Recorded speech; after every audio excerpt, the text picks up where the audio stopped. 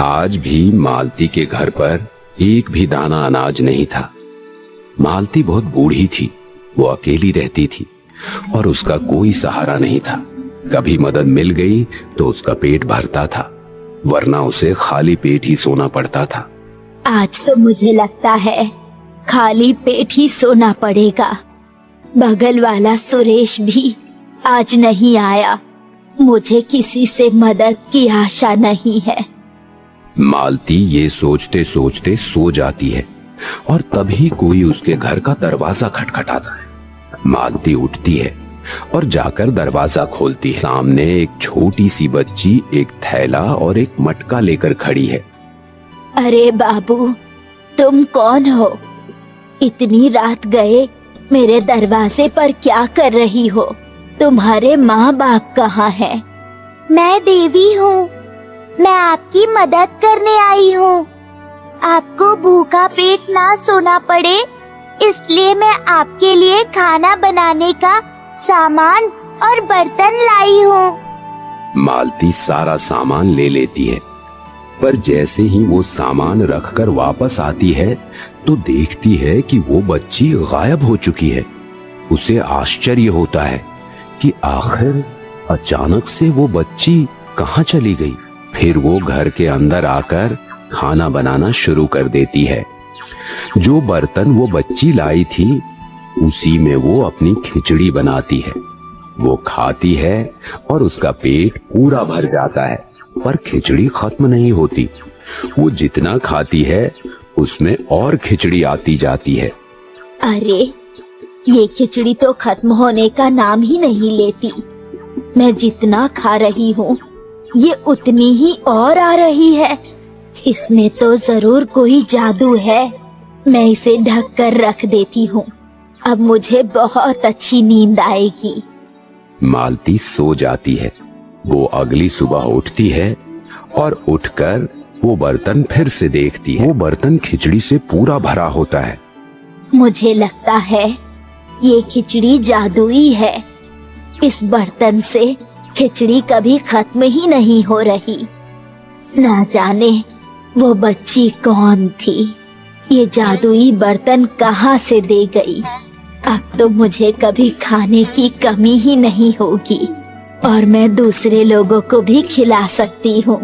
अब मैं किसी को भी खाली पेट नहीं सोने दूंगी। मालती अपना बर्तन लेकर जाती है और पूरे शहर में जो भी उसे भूखा दिखता है उसे खिचड़ी बांट देती है। बूढ़ी मालती को इस तरह से सबकी मदद करता देख उसके पड़ोस में रहने वाला सुरेश बहुत अचंभित हो जाता है।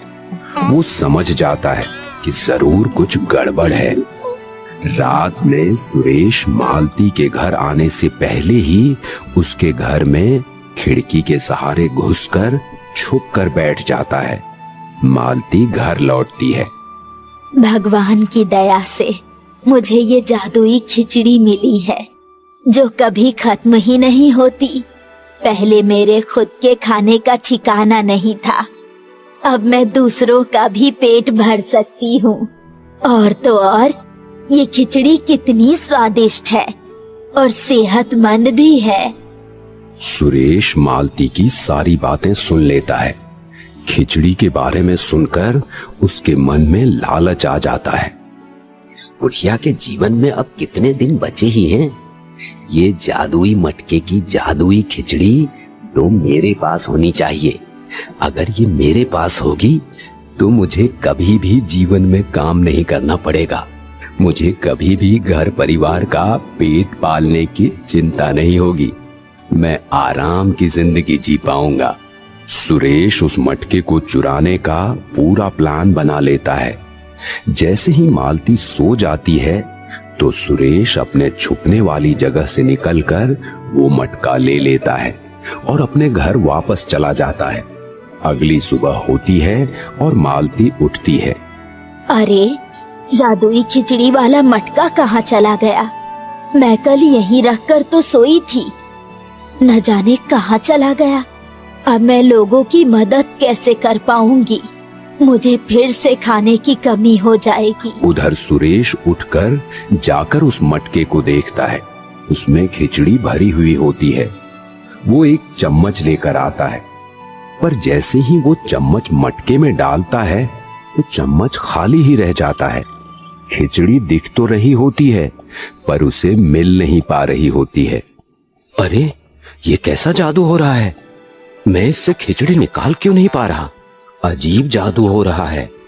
उस बुढ़िया के लिए तो ये मटका ठीक काम करता था, पर मेरे पास आते ही इसे क्या हो गया?